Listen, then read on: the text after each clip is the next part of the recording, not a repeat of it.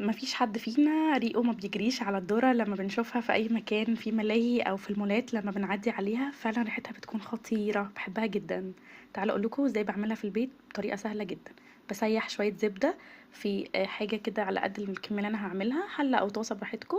بزود الذرة، طبعا بكون غسلها كويس جدا عشان مواد الحافظ اللي موجودة فيها، ودي بتكون معلبة. وبقلبها كويس جدا مع الزبدة بالطريقة دي، يعني بفضل كده لحد ما الزبدة تسيح. وبعدين بزود عليها شوية ملح، وطبعا الملح اختياري سواء بتحبوه زيادة او مظبوط، انا شخصيا بحبه يكون خفيف. بزود كمان نص ليمونة معصورة كده عليها وهي على النار. وطبعا زي ما قلت لكم معلقة البابريكا بالنسبة لي مهمة جدا. كمان بحب قوي قوي ان انا ازود معاها كمون. في ناس كتير مش بتحب طعم الكمون معاها، لكن هي بالنسبة لي مفضلة جدا بالكمون. وبفضل اقلب لحد ما الزبدة تسيح، وبألف هنا وشفا. تقدروا كمان تقدموها مع شرايح ليمون علشان لو حد حابب يزود